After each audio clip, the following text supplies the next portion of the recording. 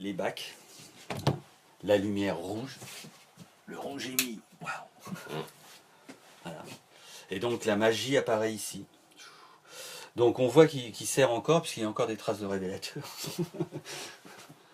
Donc ouais, ouais. Ça régulièrement, en tous les cas, moi régulièrement j'ai besoin de me retrouver dans le noir. Voilà. Et c'est pour ça que je ne suis pas encore passé par exemple au dos numérique pour mon Hasselblad. Ça va venir, hein, parce que je le sais que avec l'âge et tout ça, puis je vais avoir envie d'explorer d'autres univers avec cet appareil-là. Mais j'ai toujours besoin de me retrouver dans le noir avec avoir cette magie de la photo qui arrive, quoi.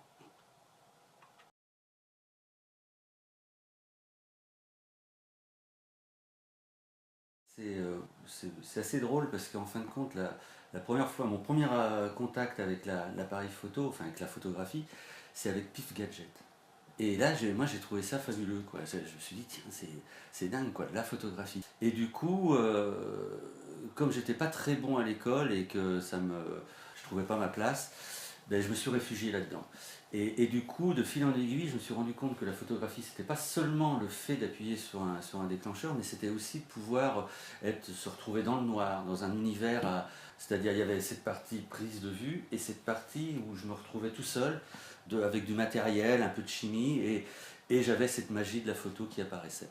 Donc à 17 ans, j'ai pris, à l'époque j'avais réussi à avoir un petit 24-36 normal, un Yashica. Et j'ai acheté des pellicules, j'ai demandé comment on appelle ça, une sortie de territoire à mes parents, puisque j'avais 17 ans.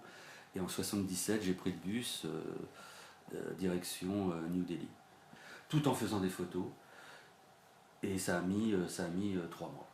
Voilà. Donc là, je me suis ancré pour moi, je me suis ancré dans cette logique de voyage et de photographie.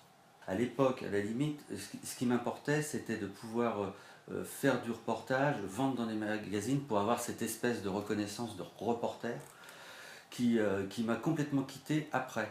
Parce que du coup, comme je me suis engagé dans cette voie de parisienne, entre guillemets, avec cette société où je vendais du matériel et où je faisais plus. Du coup, je me suis axé dans un truc beaucoup plus, on va dire, mode, pub, plutôt que reportage. Après ça, en 1996 exactement, ça m'a un peu fatigué la vie parisienne, on va dire. Et c'est là que j'ai quitté Paris, que je suis arrivé à La Rochelle.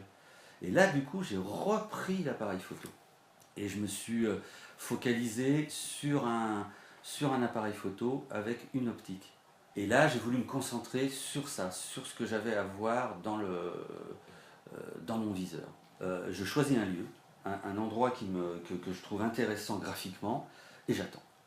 J'attends qu'il se passe quelque chose à l'intérieur. Voilà. Et je déclenche quand je pense que ça doit être intéressant après. Et je ne recadre jamais mes photos. Et du coup, j'ai ressorti un truc que j'avais derrière la tête depuis très très très longtemps, c'était donc de faire un projet photo sur Pondichéry. Donc j'ai décidé de présenter mon projet qui s'appelait donc une ville, un lieu, une personne.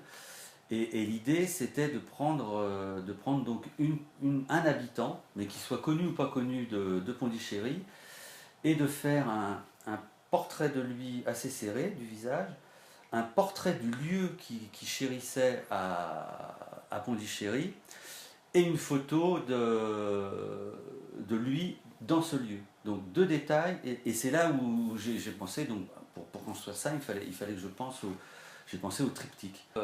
Moi j'avais demandé à l'Alliance française de me faire une liste de gens plus ou moins importants dans la ville de Pondichéry. Ça allait du juge aux musiciens, enfin aux danseurs. Et puis après dans la rue du marchand de thé ou à la vendeuse de noix de coco. Et donc Anupama Raju m'accompagnait, on discutait, on parlait, et moi je faisais mes photos, elle annotait, annotait, annotait, annotait. Et effectivement, ça a été vraiment des très très très belles rencontres. Donc en rentrant en France, j'ai développé tout ça, j'ai fait mes triptyques, mes associations de personnes. En fin de compte, on en a fait 28. J'ai tout envoyé ça à Anupama Raju, qui, elle, après, a développé son écriture sur ces photos-là. Elle a donné un second souffle à ces photos. Enfin, je pense que sans, ça n'aurait pas du tout été pareil.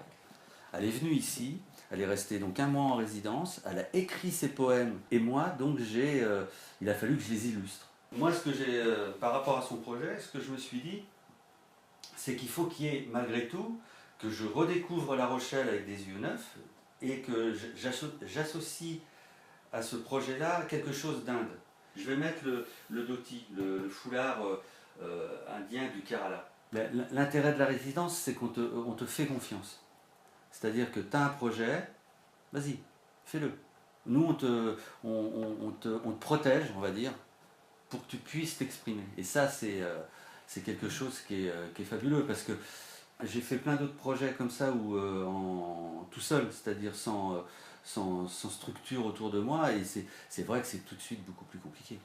J'aime bien ce principe de partir, de faire ces photos, faire ces images et tout ça, et de se dire, bon, est-ce que j'ai réussi, est-ce que j'ai pas réussi, comment ça va être, et à la fin du voyage, revenir, s'installer et dire, alors, mes trésors, ça va être quoi?